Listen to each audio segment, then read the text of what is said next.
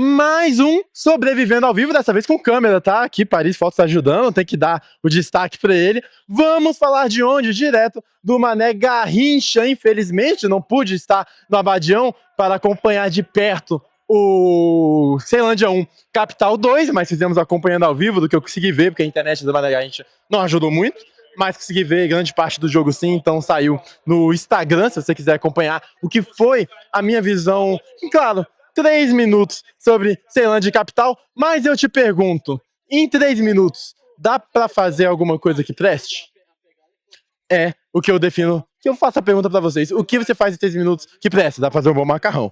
Mas não dá pra comentar sobre o jogo, então vamos para a partida de hoje, vamos falar de Botafogo 2, Internacional de Porto Alegre, também 2, vamos falar o que foi essa partida, um confronto que chegava aqui com duas equipes que tem, por incrível que pareça, até pensando que, né, do investimento passado e não sei o que, a situação que as duas se encontram, enfim. O objetivo das duas hoje, sendo o pé no chão, é realmente fazer um Brasileirão tranquilo de permanência na Série A. E por que eu falo isso? Vamos começar pelo lado do Botafogo. O Botafogo é um time que vem sofrendo com muitos problemas internos, tem a questão da recuperação judicial do clube, tem a questão de que não sabe se vai continuar a SAF sob comando do John Textor ou não, tem a questão das dívidas milionárias e bilionárias que aumentam cada vez mais no Botafogo. Então, é um time que vai tentar fazer a maior parte dos seus pontos exatamente nesse primeiro turno, porque vai abrir a janela de transferências agora, de Copa do Mundo, e eu acho que o Botafogo vai perder grande parte dos seus principais jogadores. Tem o Barbosa aí, com o Palmeiras já de olho, tem o Montoro, que eu também acho difícil ele ficar, o Danilo, praticamente possível, que é o melhor jogador dessa equipe. É um Botafogo que tem o risco de ser desmontado, e aí vai precisar pontuar, principalmente nesse primeiro turno. Situação tensa, a do Botafogo. E se a gente tá falando de John Textor que esteve aqui no Mané Garrincha, junto com a torcida, também esteve no Mané Mercado, inclusive o seguidor Felipe Guedes aí, ó, segue o futebol, e mandou pra gente uma foto, ele tava ali próximo ao John Textor, e parece que teve gritos de "Where's my money?" pro John Textor. Você vê que, pô, torcedor do Botafogo tá fluente no inglês, cobrou. Então, assim, tentando tirar alguma, né, uma descontraída desse momento que é realmente uma crise muito forte. O que o John Textor tá fazendo com o clube é um absurdo, não dá pro cara sucatear o clube como foi. Claro, eu sei, tem um carinho pela Libertadores, pelo Brasileiro de 24, pela reestruturação, mas é um projeto meio que sem pé sem cabeça que a gente tá vendo agora, né? Então, realmente, é o Botafogo tentar resolver essa questão, porque é um time dessa grandeza e dessa tradição, não dá pra ficar à mercê de dívidas bilionárias, de um cara que fala que tem dinheiro e não tem dinheiro, de limitações para contratação, transfer ban, e de um Botafogo, sinceramente, se garantir na primeira divisão e a partir daí pensar em mais coisas. Vamos falar do Internacional. Internacional que fez um ano de 2025 muito atrabalhoado, brigou até o último minuto da última rodada para não ser rebaixado e conseguiu escapar. Para esse ano de 2026, a meta é se manter na primeira divisão. Eu gosto do Pesolano, acho que ele faz um trabalho seguro, acho que ele é um técnico bom para esse time do Inter, para o objetivo que quer o Internacional. É um Inter que tem bons jogadores, claro, não em boa fase, o Borré não está em boa fase, apesar do ótimo começo aí do ano.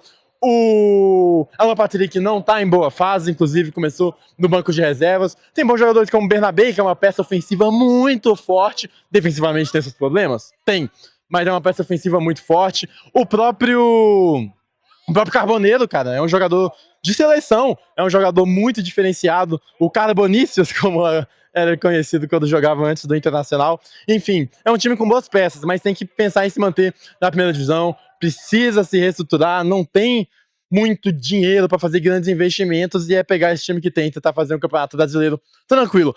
Assim chegaram as duas equipes, o Botafogo com 16 pontos, o Inter com 13, o Botafogo com o melhor ataque e a pior defesa. Isso se refletiu no placar de 2-2. Na partida, eu gostei mais do jogo do Botafogo. Durante os 90 minutos, pegar o total, o Botafogo jogou melhor. E se focar só no primeiro tempo, aí eu acho que o Botafogo jogou bem melhor que o Inter. Era um Botafogo que conseguia fazer uma boa pressão, conseguia incomodar a saída de bola do Inter e conseguia criar volume ofensivo. Por mais que não fosse o primeiro tempo com chances claríssimas, talvez a melhor delas lá do Botafogo, numa bola que o Júnior Santos fura aqui na direita, ele vai a bola é cruzada para a direita, sobra pro Júnior Santos ali no bate-bate, ele vai chutar, acaba furando aí o xodó, o ídolo da torcida do Botafogo.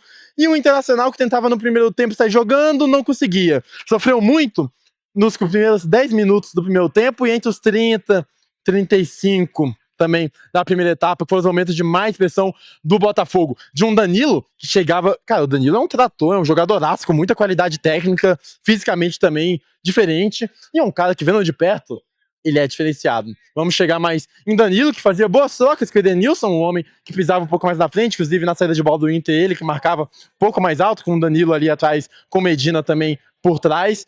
E um primeiro tempo que finaliza, apesar de tudo isso, de um Inter que eu gostei do lado direito, o lado de Vitinho, o lado de Bruno Gomes, e que o Bernabé pouco conseguia chegar pelo lado esquerdo, Carboneiro também do lado direito, tá? E o Bernabé pouco conseguia chegar pelo lado esquerdo, não teve nenhuma subida de grande destaque. E aí no lado direito é quando surge a melhor chance do Inter na primeira etapa, que é praticamente na última bola. Com o Carboneiro pela direita, ele consegue avançar, vai muito bem, rabisca, coloca sua velocidade que tem, como tem velocidade e habilidade, cruza rasteiro, e aí o Alejandro dá de calcanhar, mas o Neto estava muito bem ali para se colocar. Neto que fez uma partida segura, na minha opinião. Eu quero rever o gol do Inter, principalmente o primeiro ali, para ver se tinha uma chance do Neto fazer coisa melhor. A questão do gol do Botafogo é uma questão, foi com o Raul, agora com o Neto, é uma questão sim a ser resolvida. Acho que o Botafogo tem que pensar em trazer um goleiro mais na frente, mas de novo, é o Botafogo que tem que pensar primeiro em não perder todos os jogadores e resolver transfer bans do que em contratação.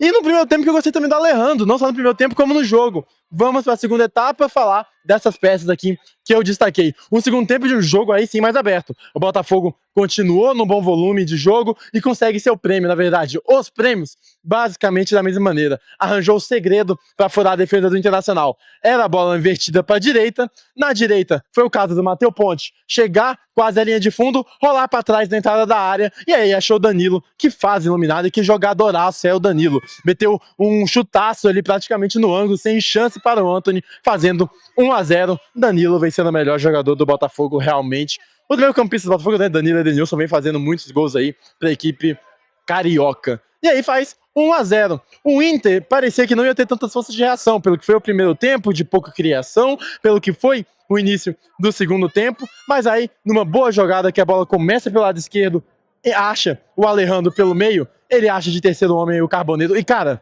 que jogo do Alejandro, tá? Eu gostei. Ok, não foi um jogo de Harry Kane, mas foi uma bela partida do Alejandro, na minha opinião. No primeiro tempo tentou fixar zagueiro, incomodou, fez boas paredes, inclusive no primeiro tempo teve duas jogadas que ele consegue escorar pro Carboneiro, que ele consegue, a outra que ele consegue finalizar de letra, uma finalização difícil para a defesa do Neto, e agora dando uma assistência. Gostei do Alejandro na partida de hoje, ele coloca o Carboneiro para correr, e aí, cara Bonícios, num contra um, chegando pelo lado direito, vai muito bem, ele bate cruzado, o Neto ainda toca nela, por isso que eu quero ver depois replays, para ver como foi essa defesa, essa tentativa de defesa, e aí a bola acaba entrando 1-1. Eficiência do Internacional, que preocupava jogando pelos lados desde o primeiro tempo, mas sem grandes chances criadas, chegando a seu gol. E aí, como saiu o gol do Botafogo? Adivinhe você, torcedor carioca.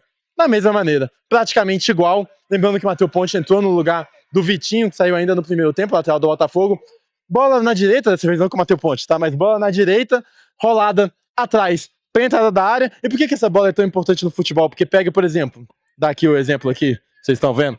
Chegou pela linha de fundo, o time do Inter vem descendo para acompanhar, se afunda dentro da área, e aí esse passe no meio acha no entrelinhas ali dos volantes e da zaga, na entrada da área, pra batida do Matheus Martins, bateu, o Antony faz um milagre, tá? Foi assim, defesaça de ponta de dedo, ela baixa a travessão e sobra pro Medina, coroando uma grande atuação, na minha opinião, do volante do Botafogo, bastante seguro, bem no sem bola e na subida de pressão do time carioca. Eu gostei do Medina fazendo 2-1. E aí, se você achava que o Internacional não ia conseguir, bota lá Patrick Campo, bota aí Borré mais pra frente, mas o gol sai exatamente da outra super peça ofensiva que tem o Inter, que é de um lado Carboneiro jogando no ataque e na lateral esquerda o Bernabé. O Bernabé é uma potência ofensiva, ele realmente tem muita qualidade. na subida é muito inteligente, tem uma excelente finalização, tem seus problemas defensivos, mas ofensivamente ele entrega bastante. E aí numa bola cruzada na área, tem um bate-bate ali, ela sobra pro Bernabei e ele pega de canhota, fazendo 2-2. Já é a temporada mais artilheira da carreira de Bernabei. Se encontrar um equilíbrio defensivo dele, que realmente, cara, ele pode evoluir como jogador, mas talvez achando coberturas do Internacional no lado esquerdo, porque o Bernabei ele é meio anárquico, tem muita qualidade, mas ele é meio anárquico e é capaz de entregar grandes gols como esse, vem entregando nas rodadas, como também pode fazer o coração do Inter, do torcedor gaúcho, colorado do Inter, palpitar. Foi o caso de palpitar com alegria, com emoção, fazendo aí o 2-2. Empata o jogo, depois disso o Inter cresce na partida, eu gostei da reta final do Inter no segundo tempo, encaixou a marcação, começa a tirar o Danilo da partida, e um Botafogo que a gente ainda vê dificuldades em um meio campo de Danilo e Edenilson, que eu gostei, apesar de eu ter minhas críticas ao Edenilson, no jogo de hoje foi até um pouco mais sumido, mas o Danilo é muito diferente, eu gostei muito do Medina. O Arthur Cabral não conseguiu um bom jogo, teve um confronto individual com o Félix Torres, que um ganhou um, o outro ganhou outro, os dois saíram amarelados, mas fixou zagueiro, mas assim, não gostei da partida do Arthur Cabral assim não. Acho que é um cara que eu esperava mais, ainda espero mais pelo Botafogo. Alex Telles, sou fã e vendo de perto, tá? Craquinho da bola, ele tem um molho de jogar futebol. Então, é isso. Me despeço de vocês com aqui os jogadores do Inter que não entraram, estavam correndo atrás de mim, ali, ainda tem alguns ali, fazendo aquele exercício. Manutenção da grama, é Série D, é Série A, a gente tá sempre aqui, dessa vez no Mané Garrincha, e aí voltaremos para acompanhar a Série D, porque domingo tem clássico no Cerejão, Brasiliense contra Gama, clássico muito importante, o verde e amarelo, e a gente vai trazer para vocês diretamente de lá. Então, é isso, me despedindo aqui de vocês em mais um Sobrevivendo ao Vivo, com a galera também que faz o espetáculo acontecer. Não é não, Diller? Faz o espetáculo acontecer. Exatamente, galera. Qual que você tá falando? Não, dá um recado final. O recado é esse aí, jogaço aqui em Brasília. E amanhã tem clássico, hein? Clássico verde e amarelo. E você tem uma parábola pra mandar hoje ou não? Nada? Uma reflexão? Acho que hoje o Filipinho que manda. Tem uma parábola pra hoje? Parábola. Pô. Qual é aquela lá, aquela famosa? Água mole, pedra dura, tu bate até que fura.